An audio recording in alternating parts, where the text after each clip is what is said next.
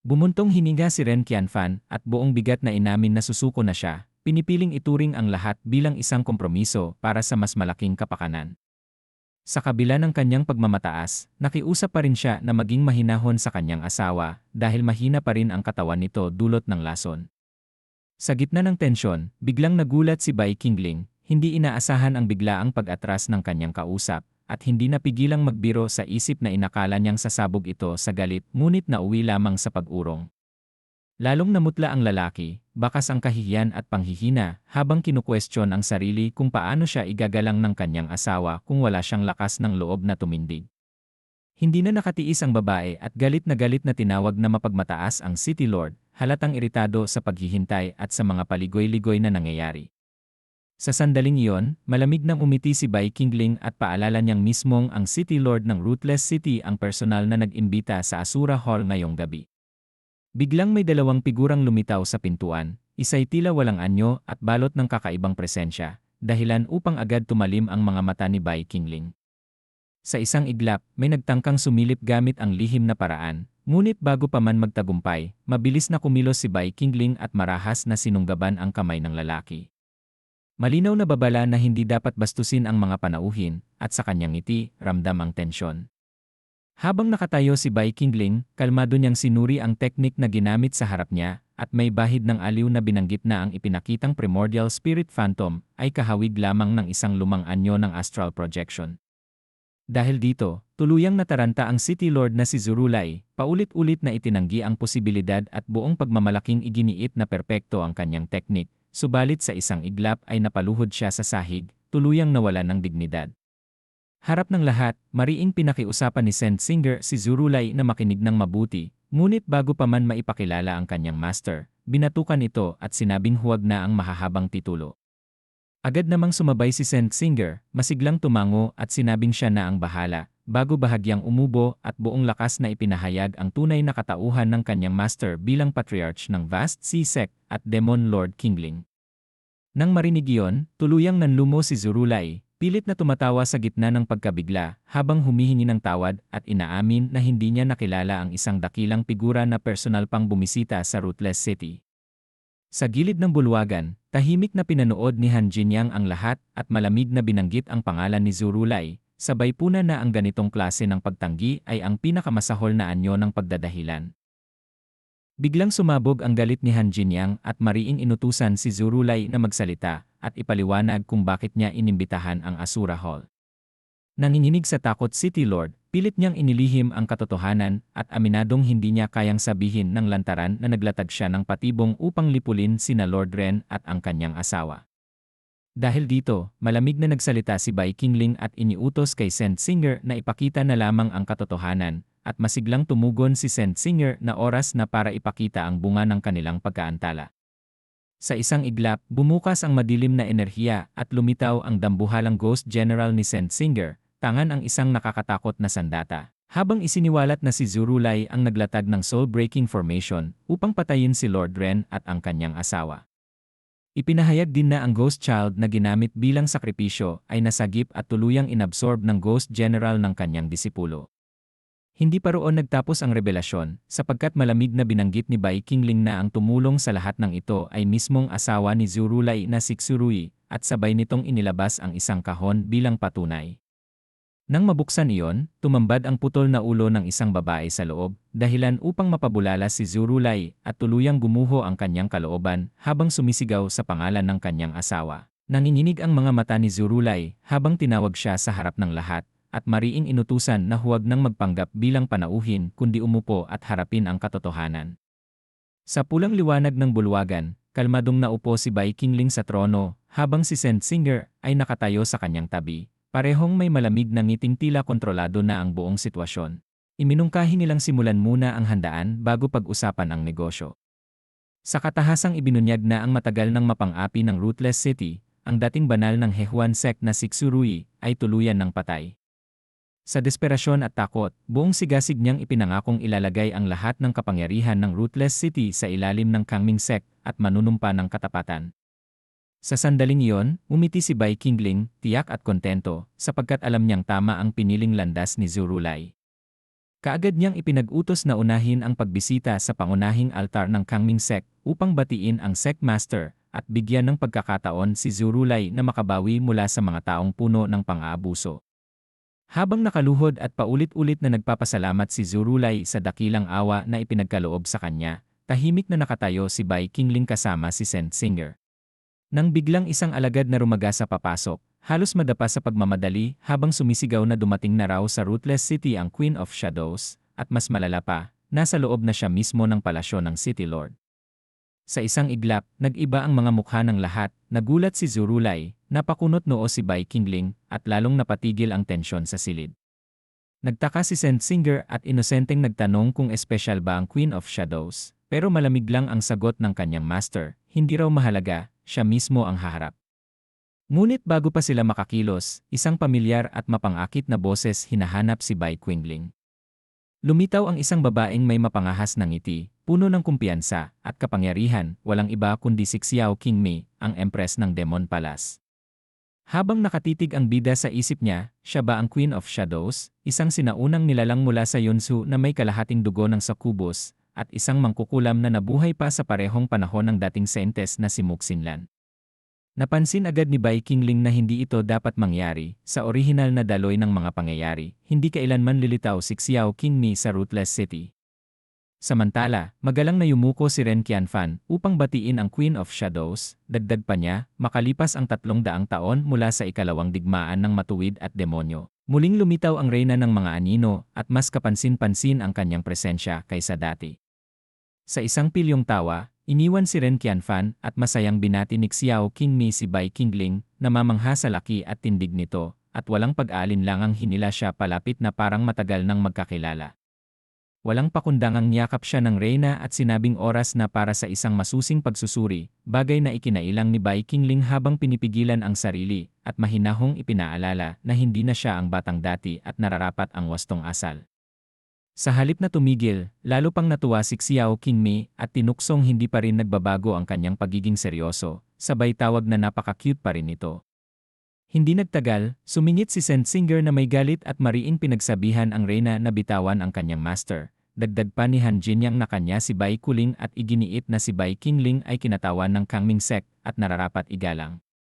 Sa sandaling iyon, nagtagpo ang mga tingin ng dalawang babae, ramdam ang biglang tensyon, sa isang mapaglarong ngiti, habang mahigpit na yakap ni Xiao Qingmei si Bai Qingling at pabirong inamin na sanay lang talaga siyang maging diretsyo. Saka iminungkahing magtungo sila sa kanyang silid para magkumustahan ng maayos.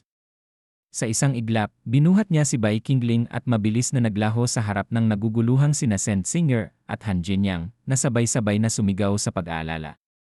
Ilang sandali pa, nasa Demon Emperor flying vessel na sila, kung saan tahimik na ibinuhos ni Xiao Qingmei ang tsaan ng Asura at inalala ang nakaraan. Kung paanong ang inuming iyon ang tumulong kay Bai Qingling na buuin ang kanyang demonic core at maabot ang pagiging Demon Lord niya ngayon. At hinding-hindi niya malilimutan yon, at marahang lumapit si Xiao Qingmei at sinabing, mas naging maayos ang paraan ng pananalita mo kumpara noon. Kung kaya mo namang makipag-usap ng maayos, bakit hindi mo pa ginawa noon? Dagdag pa niya, tandaan mo, mataas ang posisyon ko bilang demonyong emperador, kaya sanay pigilan mo ang sarili mo sa mga asal na maaaring magdulot ng tsismis. Sabay lapit na may lambing at panunuksong sinabi na, noon, tinatawag mo lang akong mabuting kapatid para humingi ng tulong, pero ngayon, Demon Emperor's Lady na ang tawag mo sa akin, nakakasakit pakinggan. Sa gitna ng kulitan at alaala, malinaw na ang kanilang ugnayan ay puno ng kasaysayan, tensyon. Kalimutan mo na yon. Hindi raw siya nagpunta rito para lang asarin siya. Tahimik na ipinaliwanag ng reyna kung bakit siya handang tumulong. Ang dahilan ay simple, ang dati niyang mortal na karibal, si Muxinlan. 3,000 taon na ang nakalipas, natalo raw siya ni Muxinlan sa isang dalaw lang. Pero sa mismong labang iyon, may nakita siyang kakaiba sa kanyang mga mata. Parang isang pangitain ng hinaharap. Sa kinabukasan ng siyam na lalawigan, iisa lang ang malinaw na immortal na nakita ni Muxinlan, si Bai Qingling. Dahil doon, maaaring naniwala si Muxinlan na ang trahedyang nakita niya ay mangyayari dahil kay Bai Qingling, kaya kailangan niya itong patayin. Pero para kay Bai Qingling, imposible yon. Sa orihinal na kwento, tiyak na mamamatay siya sa Blood Kitchen. Ilang beses na niyang naranasan ang larong Immortal Love, at wala ni isang beses na lumitaw ang ganitong pangyayari. Ibig sabihin, nagbabago na ang daloy ng tadhana. Kung may balak ang Reyna na itulak siya sa isang labanan hanggang kamatayan laban kay Muxinlan, malinaw na ngayon ang tamang oras para humingi ng kapalit. Tahimik na nagsalita si Bai Qingling at sinabi niyang nauunawaan na niya ang tunay na intensyon ng Reyna. Sa gitna ng mainit na tensyon, ipinaliwanag niyang papalapit na ang demonic tournament at dahil doon, may isa siyang hiling. Nang tanungin kung ano yon, diretsahan ang kanyang sinabi. Hinihiling niya sa kanyang mabuting ate na lumipat sa kama at tulungan siya sa kanyang kultibasyon. Bahagyang napahinto ang Reyna, baka sa kanyang mukha ang pagkagulat at pagtataka sa kahulugan ng mga salitang iyon. Habang nakatayo si Bai Qingling sa harap niya, ang Reyna ay biglang namula at nagtanong kung anong ibig niyang sabihin. At ipinaalala niya ang kanilang nakaraan. Noon daw, siya mismo ang nakiusap sa Reyna na tanggapin si Ronger bilang disipulo. At sa loob lamang ng 100 taon. Si Ronger ay lumago at naging isang kilalang santa na hinahangaan ng marami. Biglang nag-iba ang tono ni Bai Qingling. Ayon sa kanya, may isang matinik na problema na hindi na niya kayang ayusin mag-isa. Napabulalas ang Reyna, halatang nagulat habang bahagyang bumuka ang kanyang mga labi. Lumapit siya kay Bai Qingling at marahang hinaplos ang ulo nito, baka sa mga mata niya ang pag-aalala. Tinanong niya kung ano ba talaga ang nangyari at agad niya itong hinila palapit. Niyakap sa kanyang dibdib na parang isang batang matagal nang nawawala. Sa loob ng yakap na yon, ramdam ni Bai Qingling ang kakaibang aura, isang presensya na parehong mapanganib at mapagkalinga. Habang sinusuri siya ng Reyna, napangiti ito na may halong pagtataka. Para sa kanya, kahit gaano pa kalakas ang naging paglago ni Bai Qingling, sa mata ng isang mortal ay tila bata pa rin ito, ang parehong Qingling na tinulungan niya noon. Ngunit mabilis siyang nag-teleport si Bai Qingling, umubo ng bahagya, at ibinalik ang usapan sa maseryosong bagay. Pinaalalahanan ang Reyna na may mas mahalagang pakay sila rito. Ipinaliwanag niya na sa Demon Alliance Assembly, may isang taong lihim na kumikilos laban kay Qingling. At ang utak sa likod ng lahat ng ito ay walang iba kundi si Ji Taimi, ang mismong nagpasimula ng pagtitipon. Nang marinig ang pangalang iyon, nagdilim ang ekspresyon ng Reyna, galit ang pumalit sa kanyang dating lambing. Hindi siya makapaniwalang may lakas ng loob si Ji Taimi na umabot sa ganitong punto. Ngunit kalmado si Bai Qingling habang ipinagpatuloy ang paliwanag. Noong una raw ay wala talagang kakampi si Ji Taimi, ngunit ngayon ay may malakas na puwersang sumusuporta na sa kanya. Matagal na raw itong nagpasakop sa Ethereal Cloud Palace at tuluyang naging isang piyesa, isang kasangkapan ni Muxinlan. Sa galit na tinig, naggitngit ang Empress Yan. Wala raw dangal ang matandang babaeng iyon, walang respeto sa batas ng digmaan. Ramdam ang bigat ng kanyang emosyon, ngunit agad siyang pinigilan ni Bai Qingling. Hindi ngayon ang oras para magpadala sa galit, mas mahalaga kung paano sila kikilos mula rito. Habang nagsasalita ang Reyna, unti-unting luminaw sa kanyang isipan ang sitwasyon.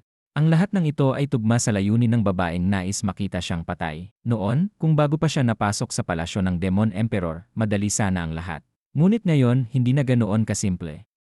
Tahimik na pinagmasdan ni Bai Qingling ang Reyna. Hindi siya basta makagalaw, para bang may hindi nakikitang tanikala sa pagitan nila, isang kasunduang parehong pumipigil at nagbabantay sa isa't isa. Dahan-dahang huminga ang Reyna. Kung ganoon, kikilos siya ng mag-isa. Samantala, may malamig na ngiti sa labi ni Bai Qingling. Hindi niya kailanman hahayaang magtagumpay si Muxinlan at buo na ang kanyang pasya. Kapag umakyat siya bilang pinuno ng alyansa, ang ulo ni Ji Taimi ang kanyang ihahandog bilang watawat ng digmaan. Isang kamay ang dahan-dahang umunat, isang tahimik ngunit malinaw na hamon. Hindi ba't ibig sabihin nito ay gagawin nilang kaaway ang 7 demonic sects? Walang pag-aatubili ang sagot, hayaan silang dumating. Kung kinakailangan, maghuhukay lamang sila ng mas marami pang libingan. Habang namumula ang pisngi ng Reyna at nanginginig ang kanyang mga mata, ramdam agad ang tensyon sa pagitan nilang dalawa. Nakatitig siya kay Bai Qingling, tila may halong pang-aakit at seryosong pag-uusisa, habang muling ibinabalik ang usapan sa pinakapunto kung paano nga ba siya tutulungan sa kanyang cultivation. Habang sila ay magkalapit, pinaliwanag niya si Bai Qingling ay may dugong demonyo, habang siya naman ay may succubus bloodline, at higit pa roon, nagtataglay rin siya ng isang pambihirang artifact na kayang baligtarin ang mga panaginip. Dahil dito, naniniwala siyang perpekto ang kombinasyon nilang dalawa, isang pares na tila itinadhana ng langit mismo. Nagulat ang Reyna sa narinig at bahagyang nagtanong, tila sinusubukang unawain ang tunay na ibig sabihin ni Bai Qingling. Ngunit walang pag-aalinlangan ang sagot nito. Ganito mismo ang senaryong matagal nang naiisip ng Reyna, at ngayon ay unti-unti na itong nagiging realidad. Habang nakatayo ang Reyna, dama ang kanyang otoridad at lakas. Ngunit kasabay nito, pinaalalahanan niya si Bai Qingling na huwag maging pabaya. Ipinaliwanag ng Reyna ang kanyang pag-aalinlangan. Magkaiba sila ng lahi, siya ay demonyo at mortal, at hindi magkatugma ang katawan nila. Ngunit sa halip na mag-alala, umiti lamang si Bai Qingling sa kanyang isipan. Hindi ba't masyado siyang minamaliit ng Reyna? Sa isang iglap, nagbago ang presensya ni Bai Qingling. Mula sa kanyang kamay, ramdam ang kakaibang enerhiya, mabigat, mapanganib, at hindi na pangtao. Napaatras ang Reyna, baka sa kanyang mukha ang gulat habang unti-unting bumabalot ang malakas na aura sa paligid. Sa kanyang harapan, tuluyang ipinakita ni Bai Qingling ang kanyang tunay na anyo. Isang dambuhalang dragon ang pumalit sa kanyang dating anyo, at ang katawan ay naglalabas ng puwersang kayang yumanig sa buong palasyo. Hindi maiwasang mapabulong ang Reyna, ito pala ang kanyang tunay na Dharma form sa kabila ng panganib, hindi umatras ang Reyna.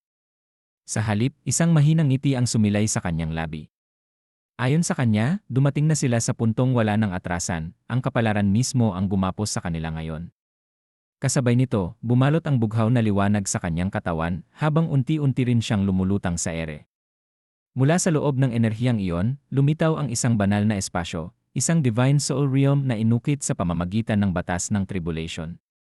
Sa gitna ng malalangit na tanawin, umikot ang dambuhalang dragon sa harap ng isang napakalaking tore na tila nakagapos ng mga tanikala ng kapalaran.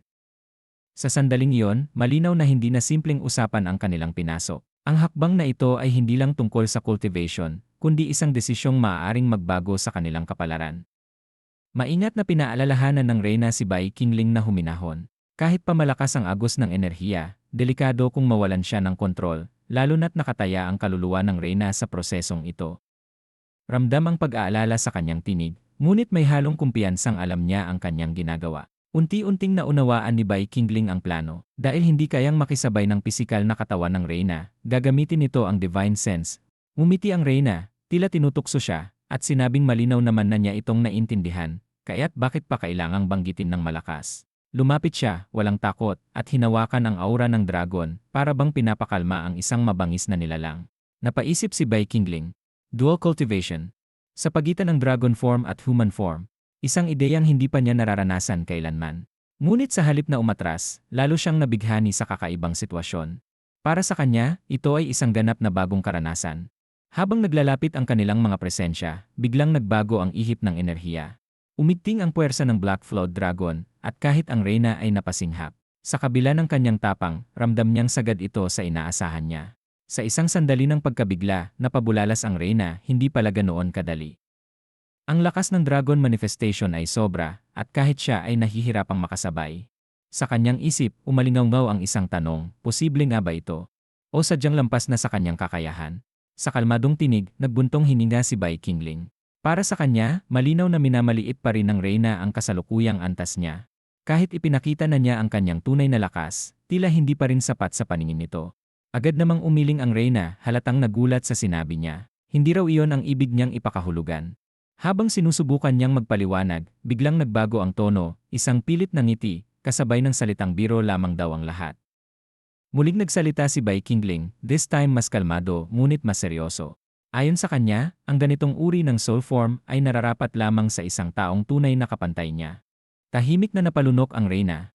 Lumapit si Bai Qingling, marahan ngunit dominante ang galaw, at sinabi ang unang hakbang ng proseso, isang simpleng simula upang maitaguyod ang koneksyon. Isang halik, nag-alinlangan ang Reyna. Kitang-kita sa kanyang mukha ang kaba at pagkalito.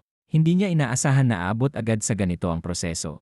Sa kanyang reaksyon, napansin ni Bai Qingling ang isang bagay, tila wala itong karanasan, taliwas sa mga usap-usapang narinig niya noon.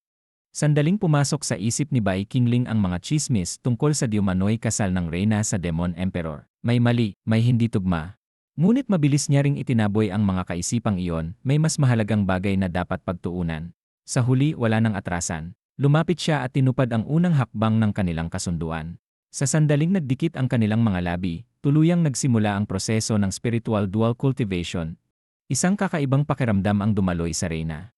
Sa unang pagkakataon, ramdam niya ganong tamis at siya ay napasinghap, tila may bagong ideyang pumasok sa kanyang isipan. Kung ganito na ang epekto sa loob ng realm, paano pa kaya kung sa tunay na mundo? Ngunit habang tumatagal ang proseso, unti-unting naramdaman ni Bai Qingling ang bigat. Kahit ang kanyang kaluluwa ay nagsisimula ng mapagod. Sa gitna ng tensyon, biglang lumitaw ang malinaw na resulta, isang sukatan ng progreso. 250,000 puntos. Patunay na hindi na sayang ang kanilang ginawa. Kasabay nito, naramdaman ni Bai Qingling ang matagal nang hinihintay. Ang kanyang cultivation ay tuluyang naging matatag sa rurok ng Nascent Soul, at higit pa roon, nagising din ang kanyang likas na demonic art, ang Heavenly Demon Dragon Transformation. Sa kanyang isipan, naalala niya ang orihinal na takbo ng laro. Ang Untouchable Empress of Darkness, si Xiao Qinyan, ay isa sanang napakahalagang karakter. Ngunit ngayon, habang tinitignan niya ang reyna sa harap niya, napagtanto niya ang isang bagay, kung si Bai Qingling ang makakasama nito, maaaring mas maging makapangyarihan pa siya kaysa sa inaasahan ng sinuman. Sa gilid ng realm, ang reyna ay bahagyang nanghihina at hinihingal, tila ramdam din ang pagbabagong naganap. Ngunit sa kabila ng lahat, hindi niya itinago ang kanyang pagiging dominante, isang maikling linye ang kanyang tugon na parabang sinasabing hindi pa ito ang katapusan. Matapos ang lahat ng naganap, muling bumalik ang tahimik na tensyon sa pagitan nila. Sa isang pabirong tono, sinabihan ng reyna si Bai Qingling na huwag na siyang tatawaging cute muli, isang pahayag na halatang may halong inis, pero hindi maitago ang lambing sa likod nito. Ngunit agad ding naging seryoso ang kanyang tinig. Pinaalalahanan niya itong huwag magpabaya, lalo na't nariyan pa ang 7 pangunahing demon sex na tiyak na hindi basta mananahimik. Tahimik na tumango si Bai Qingling. Ramdam niya ang bigat ng babala at ang pag-aalala na nasa likod ng bawat salita ng reyna. Sa maikling sandali, pinasalamatan niya ito, tinawag sa pangalang Sister Qingmi, sabay haliktanda ng tiwala at respeto. Hindi nagtagal, tuluyan na silang umalis sakay ng Shura Hall flying boat. Sa loob ng Shura Hall, napaupo si Xinger, halatang naguguluhan. Sa kanyang isipan, paulit-ulit ang tanong, bakit iniwan siya ng kanyang master, at bakit tila mas pinili nito ang malaking reyna. Isang munting kilos ng daliri ang bakas ng kanyang pag-iisip, kasabay ng tahimik na hinanakit, at bigla niyang nabanggit na gusto pa ba ako ni Master. Naputol ang kanyang pag-iisip nang may marinig siyang boses, isang babaeng lumapit at tinanong kung iniisip ba niya ang kanyang master. Sa isang tingin pa lang, ramdam na ang kanyang otoridad at karanasan. Hindi nagtagal, napasinghap si Xinger at agad na nagmatigas, ipinakilalang siya ang personal na disipulo ng Demon Lord Qingling at hindi basta-bastang dapat lapitan. Ngunit hindi na tinag si Han Jinyang. Sa halip, umiti siya at marahang sinabi na napakalapit ng relasyon niya sa Master ni Xinger, mas malapit pa raw kaysa sa inaakala ng sinuman. Lalong naguluhan ang dalaga at mariing hiniling na ipaliwanag ito ng malinaw. Sa kalmadong tinig, ipinaalala ni Han Jinyang na bata pa si Xinger at marami pang hindi nauunawaan. Pagkatapos, diretsahan niyang sinabi ang matagal nang tinatago, matagal na raw nahulog ang loob ng Master ni Xinger sa kanya. Matagal na silang magkasama at halos lahat ay napagdaanan na nila. Habang nagsasalita, binanggit ni Han Jinyang ang isang bagay na lalong nagpatigil sa puso ni Xinger. Ang posisyon ng asawa sa Lu Hall Disciple ay matagal nang bakante. Isang kamay ang marahang inabot si Xinger, kasabay ng isang tanong, siya ba si Sui Xinger? Sa susunod na mga salita, binanggit ni Han Jinyang ang maselang paksa ng kanyang nakaraan, ang pagkawala ng kanyang ina noong siya'y bata pa. Maingat na hinawakan ni Han Jinyang ang kamay ni Xinger at sinabi sa kanya na hindi siya nag-iisa. Kung wala man ang kanyang ina, nandito siya, handa siyang gumabay at mag-aruga, tulad ng isang tunay na magulang. Agad namang tumanggi si Xinger. Para sa kanya, ang tanging nais lang niya ay manatili sa tabi ng kanyang master.